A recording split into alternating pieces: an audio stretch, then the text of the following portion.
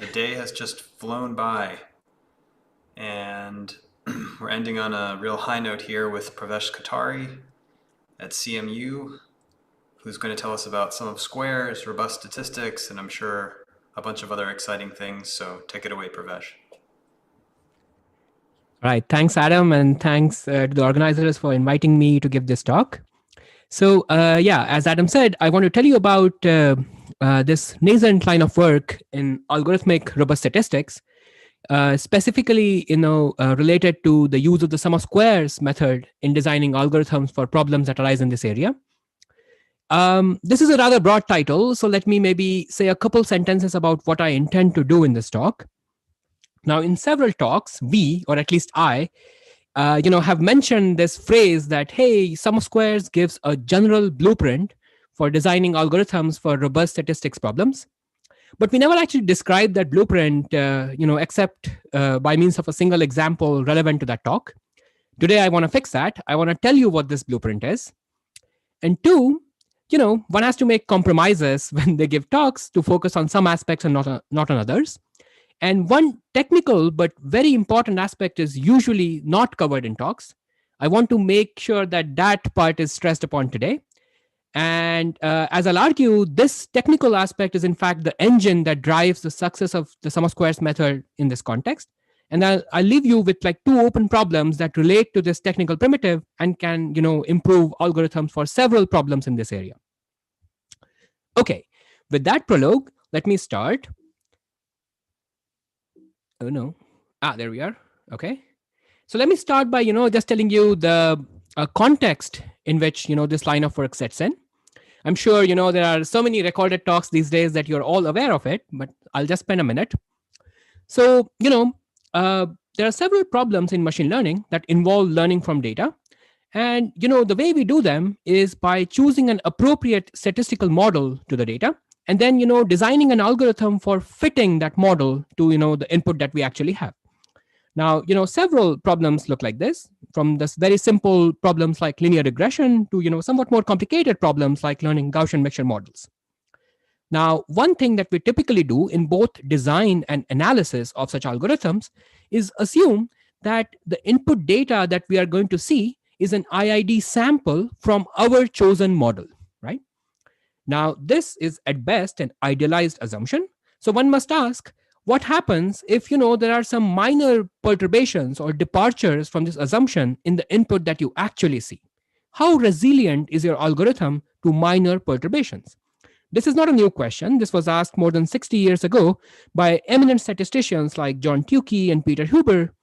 And, they phrased it as, hey, what happens if the input data deviates from being an IID sample? Does your estimator still continue to work?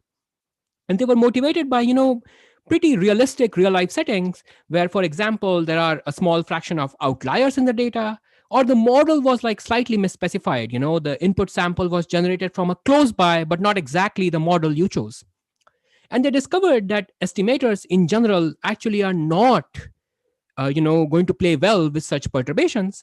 And that led to this really interesting and important field of robust statistics, which has lots and lots of works over the last 5 decades. The downside for us is that the algorithms that typically come out of this work are computationally inefficient in high dimensions because they run in time exponential in the dimensionality of the data.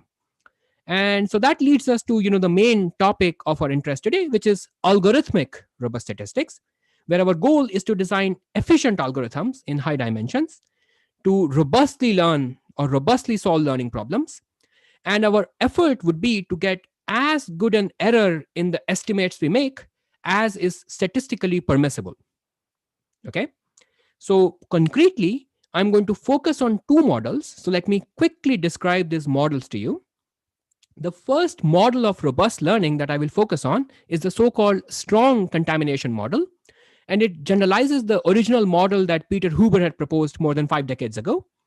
And, one simple sentence to remember this model by is simply that, the input sample that you see is obtained by corrupting a small constant, let's say 10%, of the data in an arbitrary way.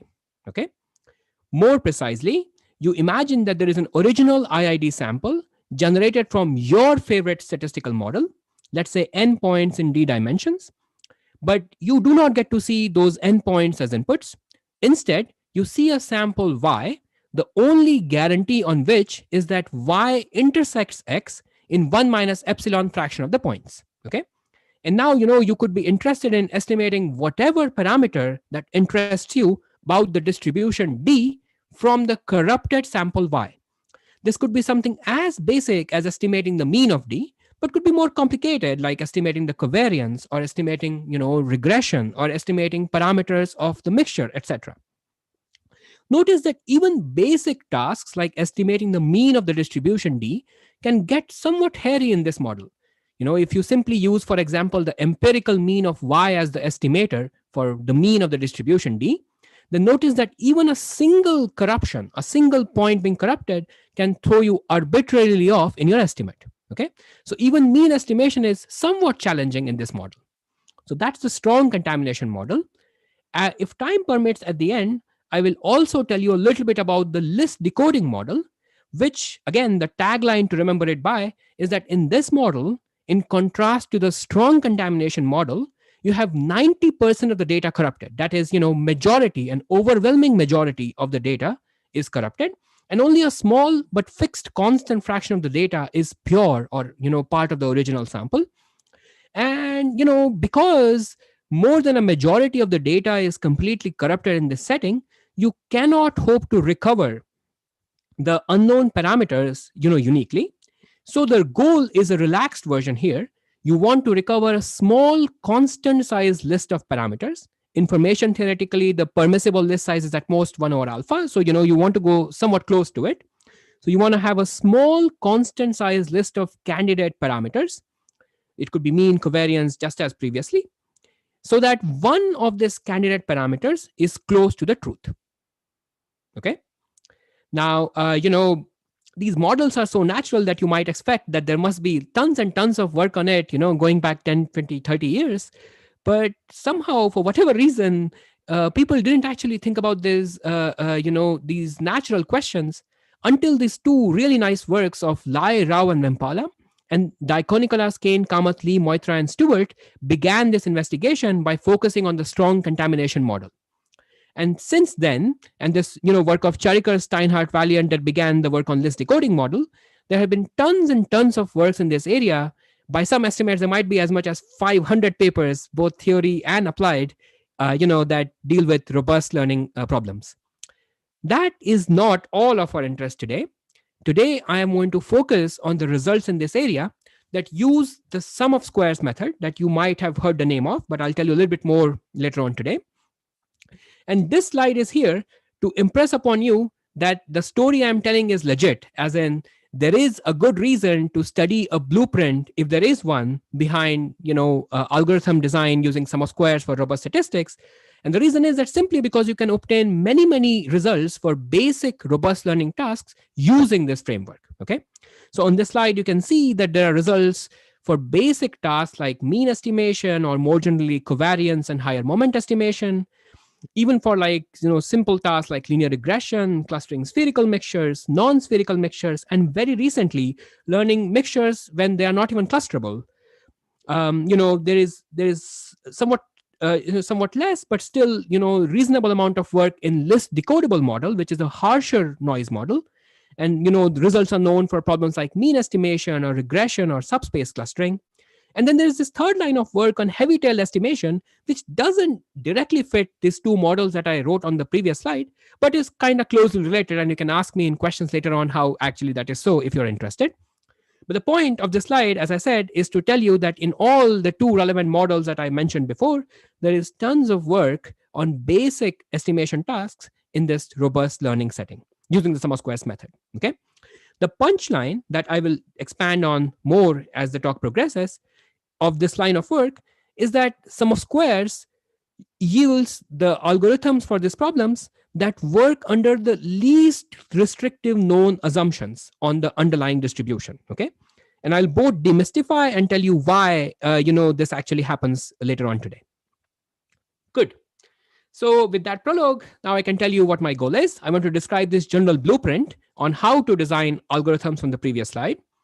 I'll to tell you this key technical engine that governs, how these algorithms actually succeed, and then state open questions about this key technical engine that can lead to improvement in all known algorithms on, the previous slide. Okay. Now, just like previous talks, I'll have to make compromises today, and the compromise I'll make today is that I will not give you any proofs, unfortunately. All right, let's proceed. So as I said, I want to first tell you a general blueprint for designing robust learning algorithms. And I'll start with the strong contamination model. Okay. So here is the model written for your benefit. Your input is, going to be a sample Y, which intersects an unknown IID sample from your favorite statistical model in all but an epsilon fraction of the points. The remaining epsilon fraction of the points are completely arbitrary and adversarial outliers. Okay. And your goal is to, estimate whatever parameter of the distribution D that you might be interested in. Good. So I want to tell you how you can start thinking about an SOS-based algorithm for solving such a generic problem. You start by making, and I'm going to, draw a picture for you because every talk should have a picture. So the first thing you'll do, this is basically, step 0, if you will, is, you will make some reasonable assumption on the distribution D. And I'll think of this as enclosing the input that you see inside a reasonable class of distributions. Okay. Now, one important note about the notation I'll use, I associate to any finite set X the distribution which is uniform on the points in that set. Okay. So I'll interchangeably think of X as both a set and the corresponding uniform distribution on it. Okay. One nice way to think about Y and X is to note that Y intersect X being bigger than 1 minus epsilon n is same as saying that the total variation distance between the uniform measures on X and Y is at most epsilon. For our purpose, it won't really add that much, but our results actually will hold more generally for, total variation closed distributions. And I'll point this out, when I state it. Anywho, so the first step is going to be to start from this sample X and, make some reasonable assumption on the distribution of X. Okay. This is what I'm going to call enclosing X, inside some reasonable class of distributions. That's my, this X-shaped object here. Good. Now, the Y that you get is not going to be usually a point, inside the set. The uniform distribution on Y, in other words, will not satisfy the reasonableness condition that you invented. It will naturally be outside of it. But the guarantee you have on Y is that it's at most epsilon far in either normalized Hamming distance or total variation distance, as I described, from the true but unknown, original sample X. Okay. So given this prologue, I can immediately describe to you what a meta algorithm that sum of squares implements in this context looks like. Okay. Here is what the algorithm does. It simply draws a ball of Hamming distance epsilon or total variation distance epsilon around Y and takes any member in the intersection of this ball with the class of reasonable distributions that you have so defined. Okay. In other words, find any X prime that is epsilon close to Y and is reasonable, and then simply return the parameters of X prime. That's it. That's the meta algorithm. Okay. And now for the meta-analysis.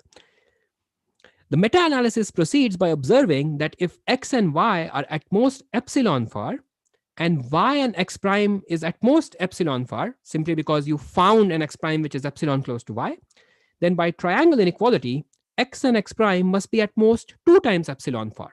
Okay. Again, the distance when you look at them as point sets is just Hamming distance. And when you think of them as distributions is total variation distance. Okay. And so, okay. So the analysis, basically proves this one super neat statement, and this statement says, this statement tries to bound the distance between parameters, the relevant parameters of X and X prime in terms of the total variation distance between them. Okay. Now, let me maybe pause and make one important point here. The bound you get in this analysis would depend very strongly on the notion of reasonableness that you have chosen. In particular, if you were to choose some definition which is overly general, and y itself somehow is allowed to sit inside this class of reasonable distributions, then you shouldn't expect any bound on the distance between x and x, on the parameter distance between x and x prime. Okay, and this will become clear once I give you one example of mean estimation on the next slide. So the bounds that you get in this step 3a would very strongly depend on what definition of reasonableness you have adopted. Okay, but whatever definition you choose, you will need to analyze the parameter distance between two distributions which are close in total variation distance and lie inside the class of your chosen reasonable distributions. Okay. Finally, all the steps that I told you so far, have nothing algorithmic going on in them. In fact, they are completely information theoretic. In order to make this whole blueprint into an efficient algorithm, you need an efficient representation of the class of reasonable distributions you have chosen. Okay. Now, in our context, this representation would be, generated by SOS certificates. But if you, like right now, you do not know of them, so I implore you to think of them precisely as, some semi-definite representation of the class of all reasonable distributions. So, this is just an attempt to have an efficient, way to decide membership in the class of reasonable distributions, if you will. Okay, so we just want this set to be somehow simple. Okay. That's a general blueprint of both the algorithm and the analysis. In order to, make this idea clear, let's take a very simple example of mean estimation next. Okay. So here's the problem. This time you're interested in estimating the parameter, which is simply the mean of the distribution D, and everything else is the same. So Y is, an epsilon corrupted sample of X, and you're, interested in getting a good estimate of the mean of D. Okay. Now we have to choose, if we want to implement the blueprint from the previous slide, we have to choose, some assumption on D or some class of reasonable distributions to enclose X by. Okay. The simplest assumption I would make is that the variance of D is at most 1 in every direction. Okay. This is rather natural because if you think about it, even in real life, when you're trying to, analyze the empirical mean and the closeness of it to the distribution's mean, then you need some assumptions about bounded variance to get reasonable bounds. So let's think of our class of reasonable distributions as all distributions whose covariance, the max eigenvalue of whose covariance is at most 1, or equivalently, the variance of distribution D in any direction is 1. Okay, that's our class of reasonable distributions. Now let's implement this meta algorithm. In this case, it's very simple. We simply try to find a distribution or a set of points X prime whose empirical covariance, is upper bounded in spectral norm by 1, and the observation Y that we get to see intersects with X prime in at least 1 minus epsilon fraction of the points. Okay. And then, as we discussed in the previous slide, we simply output the mean of X prime. Now let's see what the analysis statement looks like. The analysis has to find a bound on the L2 distance between mean of X and X prime when you're guaranteed that the total variation distance between X and X prime is at most, let's say, some 2 epsilon.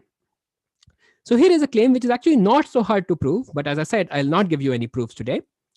This claim says that the L2 distance between the mean of X and X prime is at most O of square root of epsilon, where epsilon is the bound, or 2 epsilon is the bound on total variation distance between X and X prime, or, more precisely, the uniform distributions on X and X prime.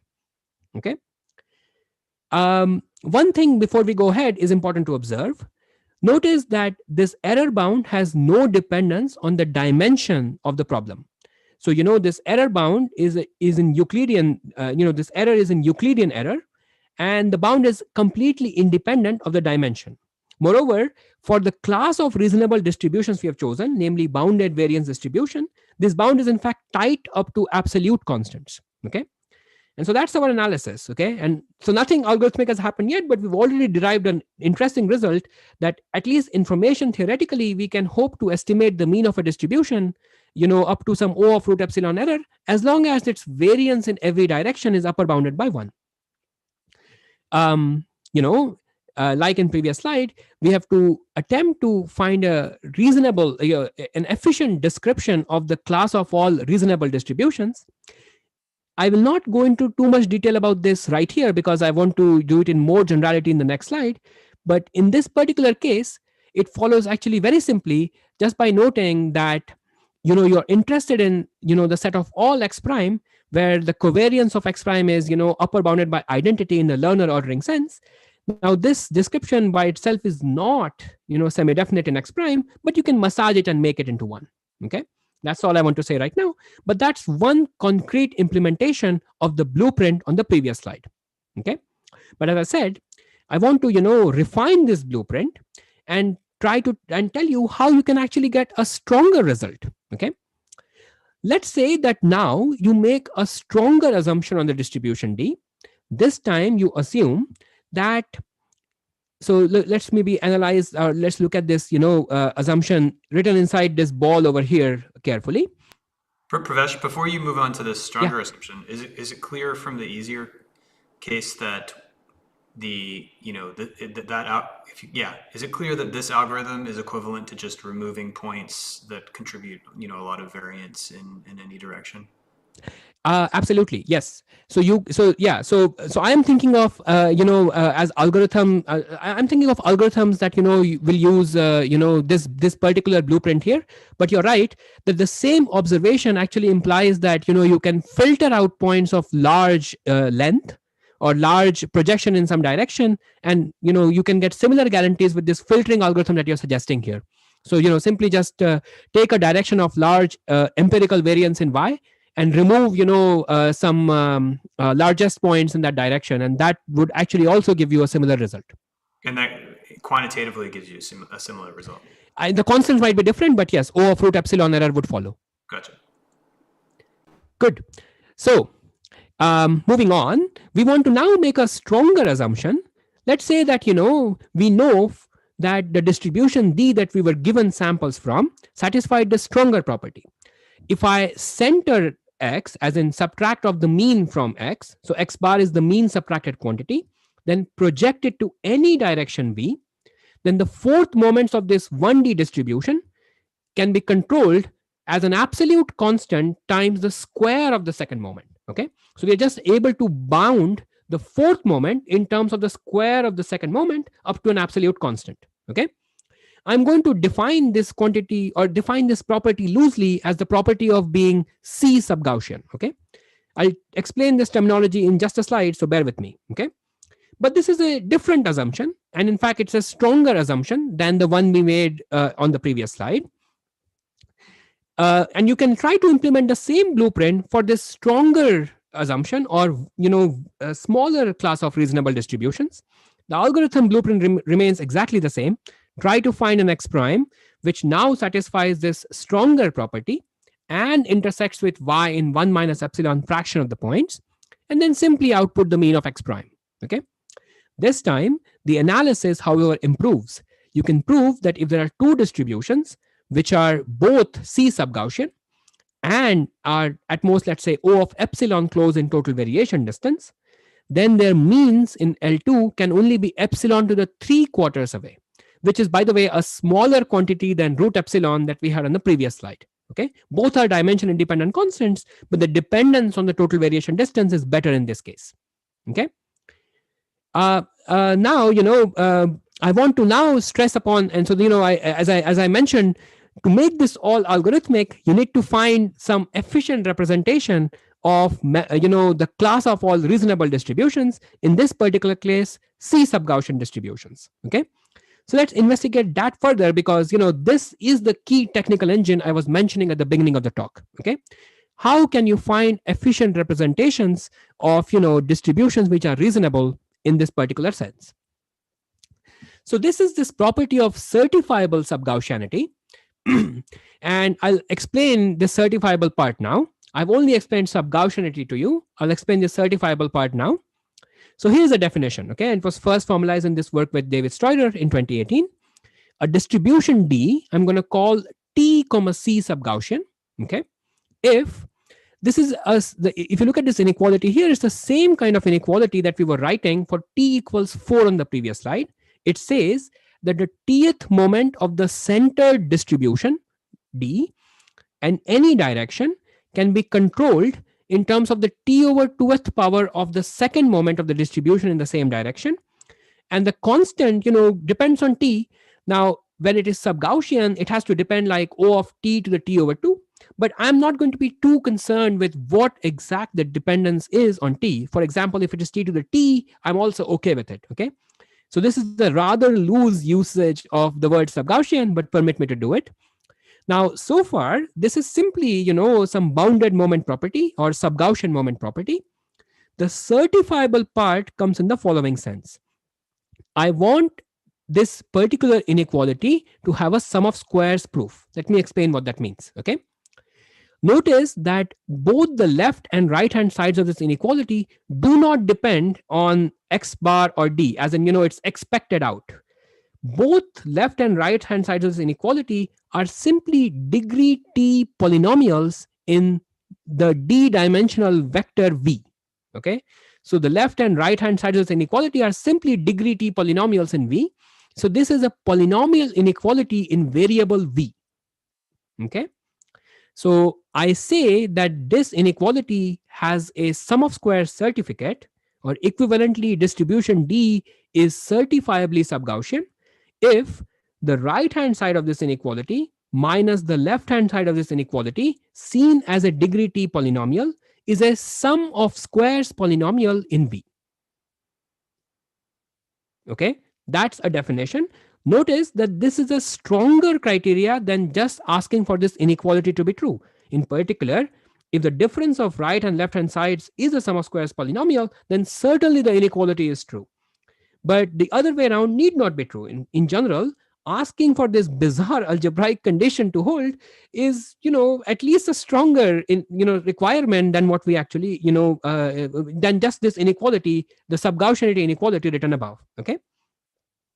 So a priori, you might be tempted to think, well, this is first of all a bizarre condition, and two, if you had any intuition about Subgaussianity, then it may not actually hold when you ask for this stronger condition, because we are asking for a very specific representation of this polynomial, right? So let me, allay some of those fears. Here is an observation. If you look at Gaussian distribution, then in fact, Gaussian distribution is rotationally invariant, and the left and right hand side of the inequality, the inequality is in fact satisfied with equality, where the precise function is in fact this double factorial function which grows roughly as t to the t over 2. Okay.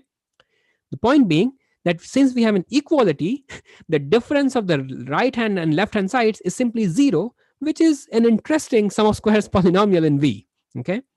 So what we have simply established by observing this is that at the very least, the Gaussian distribution is certifiably Subgaussian. Okay, good. Here are two more easy observations. The second observation in this, the number 2 observation here, is that this inequality I have here is affine invariant. Linear invariance is actually very easy to see. If I, take any matrix A and shift the random variable x by ax, then, just by the way it's written, you can see that, the inequality will continue to hold even after I shift the whole, random variable by a. You can also prove with some effort that it's affine invariant, but I won't go into it. And, using this idea, you can actually prove it for affine transforms of all, t-wise uniform or t-wise independent distributions. This is also not very hard. And, these are relatively simple observations. So, if you were a little bit concerned about this inequality being too strict or too restrictive, at least, you can see that it holds for some reasonable class of distributions. Now, you might be rather disappointed that all that I have on the slide here are basically, affine transforms of product distributions.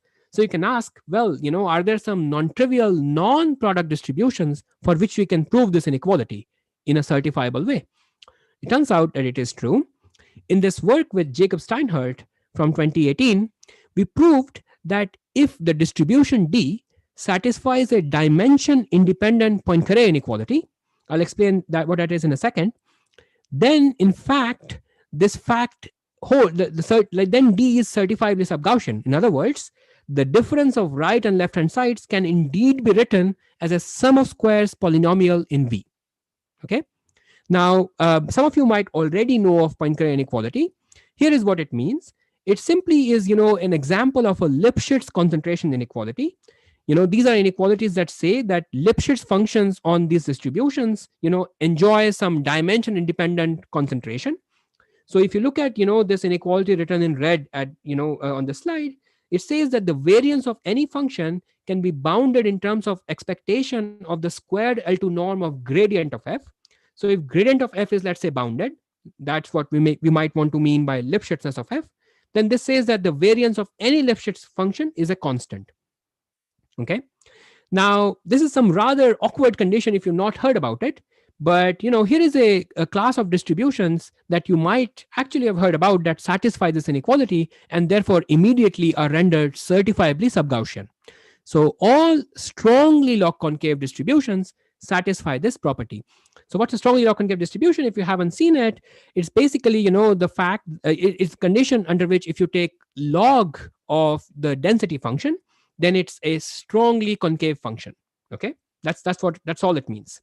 And so Gaussians, of course, are an example. There are, but but there are more general examples. In particular, uniform distributions on smooth convex bodies satisfy this property.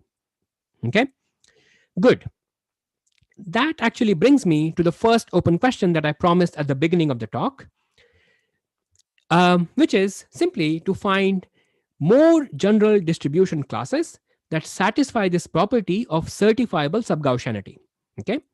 Now, one class that might be motivated from our discussion on the previous slide is simply, the class of all log concave distributions, not strongly log concave, but all log concave.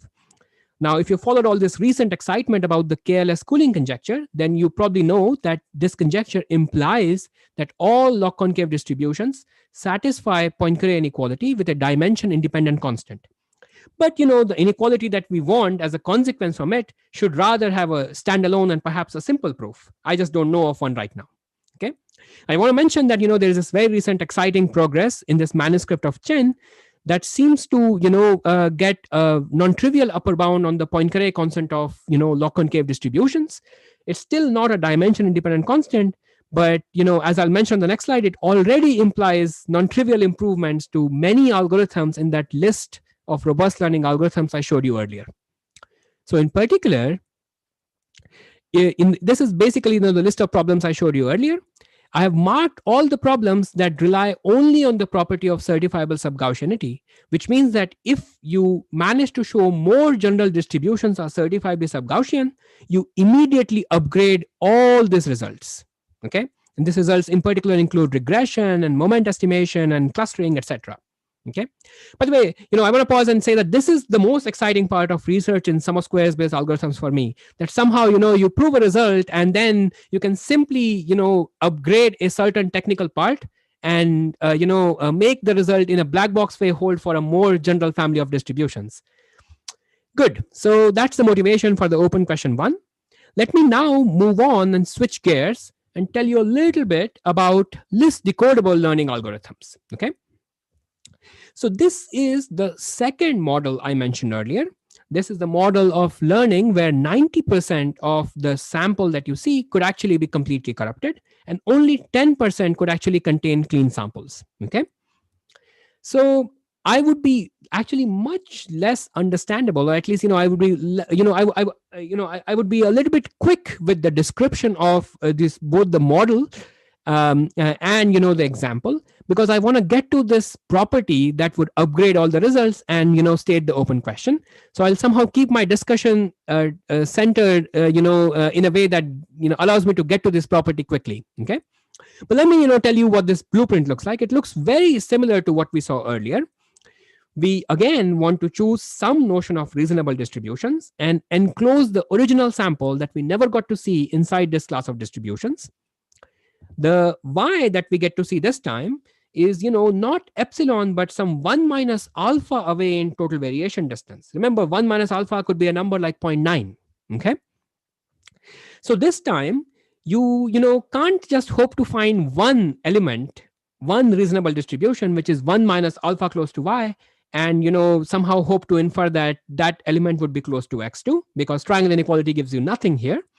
But it turns out that with some effort, you can show that if you find some well separated 1 over alpha different members of this, intersection between 1 minus alpha ball around y and the reasonable distributions, then one of them would be roughly 1 minus alpha close in total variation distance to x. Okay.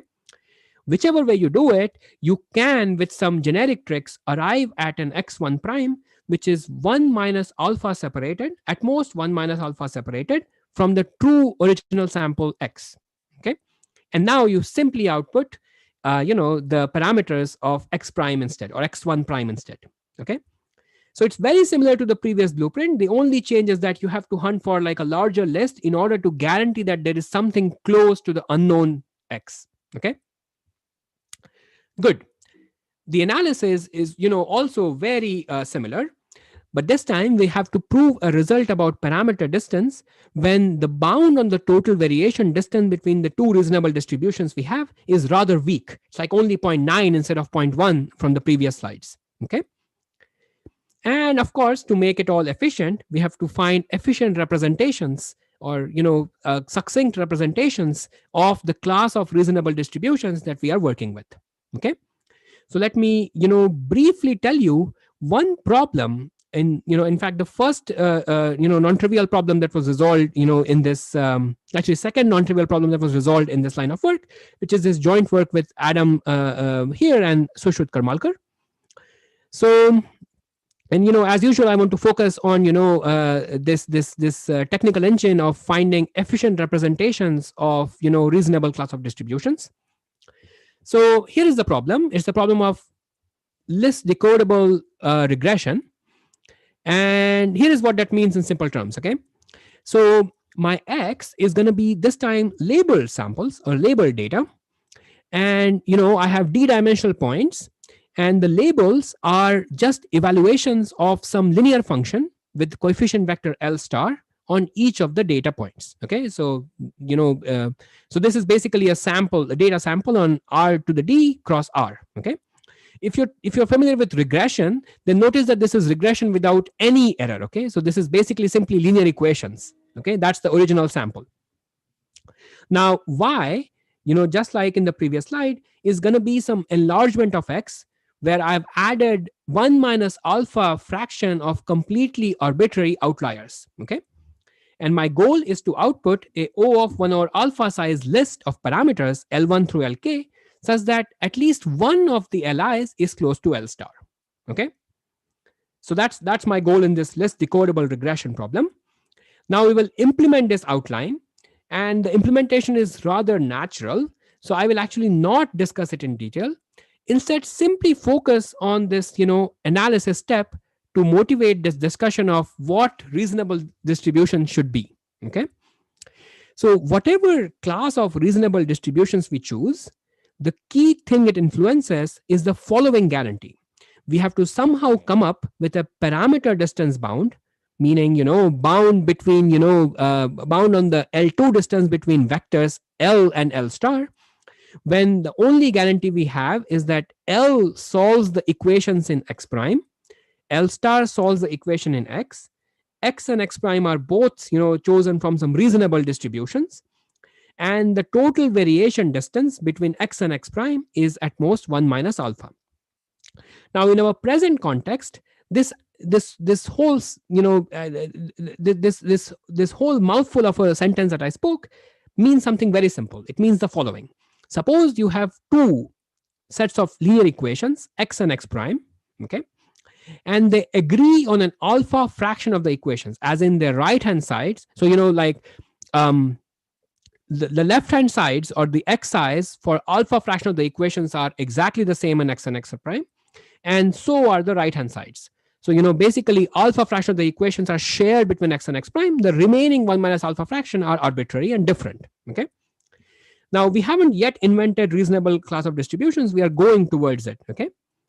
We are trying to understand, what notion of reasonableness should we use so that whenever X and X prime share alpha fraction of the equations, then their solution should be close. Okay. So Here is, a simple thought experiment. Suppose, L, some different vector, happens to be a solution to X prime. Then notice that for every X, which is, the coefficient vector of an equation in the intersection of X and X prime, if I evaluate, the equation at the vector L minus L star, because both Lx and L star x are equal to the right hand sides, their difference must be 0. Okay.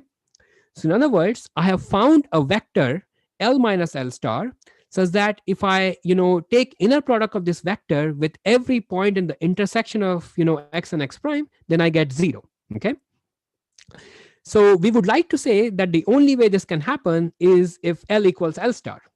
If I have some condition on the distribution of the equations that ensures that, the only way this can happen is that L is equal to L star, then I would know that, then I would have the right reasonableness condition in this context.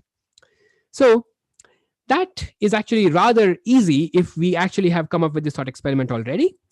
And, if you heard of this condition, it simply says that the only way that a projection in some direction of a distribution can be 0 more than alpha fraction of the times is when the vector v itself is 0. In other words, there is no non-zero vector such that when I project the distribution to direction v, I get 0 alpha or more than alpha fraction of the times. Okay.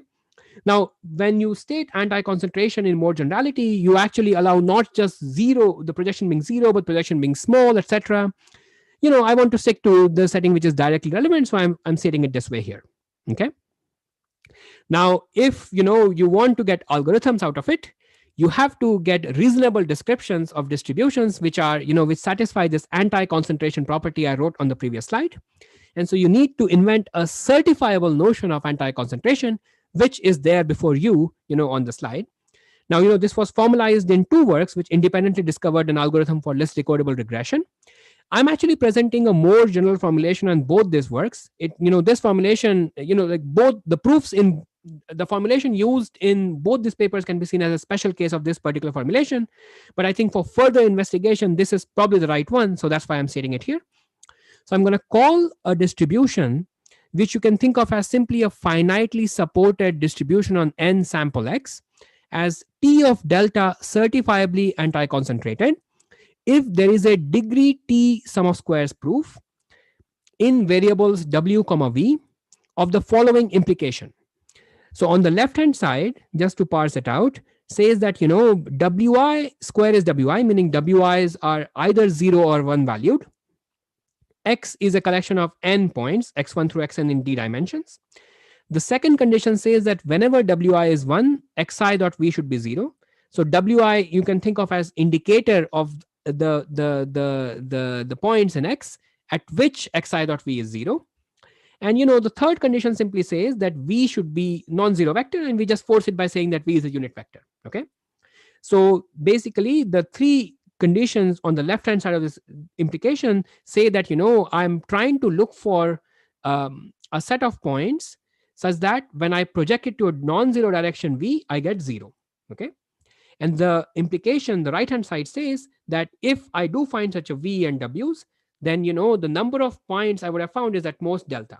So this is just an encoding of the statement in in terms of polynomial inequalities that we saw earlier, which says that this distribution x cannot project to 0 in any direction v more than delta fraction of the times. Okay. Now, I haven't told you what a sum of squares proof is. I gave you an example, very restricted example in the previous setting of certifiable subgaussianity, but it simply means that if I subtract the RH left-hand side from the R right-hand side, then it is a sum of squares polynomial plus some polynomial multiple of, the polynomials that appear on the left-hand side. And let me not go into detail, but, there is a natural notion that generalizes the one that we saw earlier. Now, this notion is much less understood than certifiable subgaussianity. We actually only have 2 examples that these 2 works proved are certifiably anti-concentrated. And they are basically, well, actually, there's really one example, to be honest. Simply Gaussians and, just, close relatives of Gaussians actually satisfy this property. We do not have, a very good understanding of this property yet. Okay. So which brings me to my second set of open questions. Maybe focus on open question 2 first, which is, can you extend these proofs of certifiable anti-concentration to more general distributions? And in particular, can you extend into isotropic log concave distributions? I do not know of it. And two, can you improve the degree of certifiable anti-concentration for simply Gaussians? So right now, the result I showed you on the previous slide shows that, the degree of the proof is 1 over delta square. And roughly this translates into the exponent of the running time of algorithms that depend on this notion. So if you improve these bounds, you would also improve the running time of the algorithms. All right, so that's actually all I want to tell you today. This is, the list of problems I showed you in the beginning of this talk. And, the right-hand side shows you which conditions on the distributions are enough to make those results go through. So if you look at, the list decodable learning algorithms over here, they actually will improve already if you, solve the second set of open problems or improve or make any progress towards them. Good. So I want to end by simply, noting two simple conclusions. So at the beginning of the talk, I said that, one property of sum of squares based algorithms is that they give you robust learning algorithms under the least restrictive assumptions. And perhaps going through the talk tells you how that comes about. We neatly identify this algorithmically relevant property of the distribution, this condition of reasonableness, and then simply investigate for what most general class of distributions does that reasonableness hold. Okay, and so one great upshot of such results is that you can upgrade several algorithms simultaneously if you simply improve the understanding of this technical algorithmically relevant property. Now, it's fit for me to also point out what's the downside of designing algorithms using SOS. And one immediate one is simply that, the notion of efficiency of these algorithms is rather coarse, and which is simply just polynomial time. And usually you can't design hyper efficient algorithms using this kind of a method. Sometimes you can, although, speed up algorithms based on SOS. So there is some upshot to even that. All right. So that's all I want to say. Thank you so much for listening. And, if you want to learn more, there is this monograph that we wrote on sum of squares method, especially focused on learning problems and especially focused on identifying such, simple properties of distributions that make these algorithms work. Also, there is a class I'm teaching right now, which the notes of which I intend to make public in a month or so. So there'll be more material out on this topic soon. All right. That's all. Thanks. Okay, great. Any questions for Pravesh?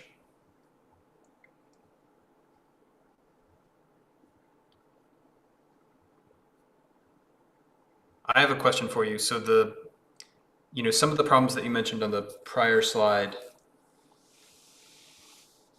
like list decodable subspace recovery implies list decodable regression. Yes. What's the most kind of expressive problem that would sort of imply solutions to all of them that's still open? Wait, you mean a problem or a property? Problem.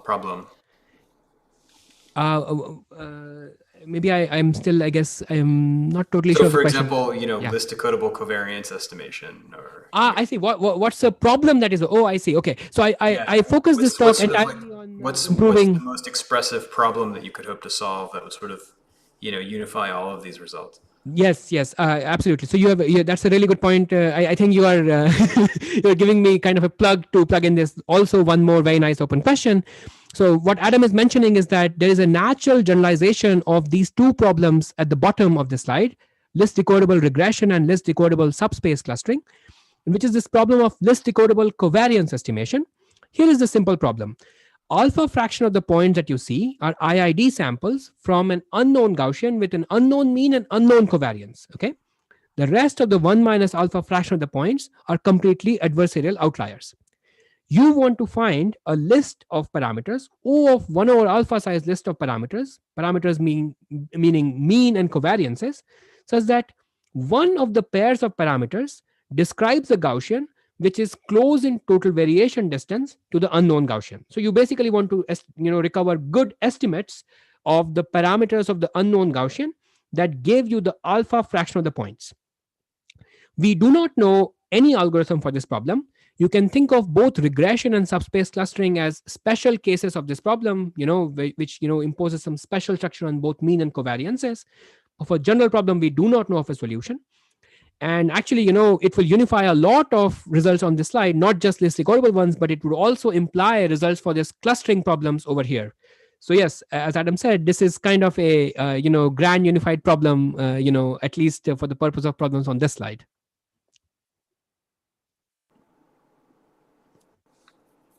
Also open. Okay, well, thanks, Pravesh, for that whirlwind tour. That was fun. And we'll start again tomorrow morning. If neural networks and deep learning is of interest to you, please tune in. And we'll see you then. Thanks. Thank you.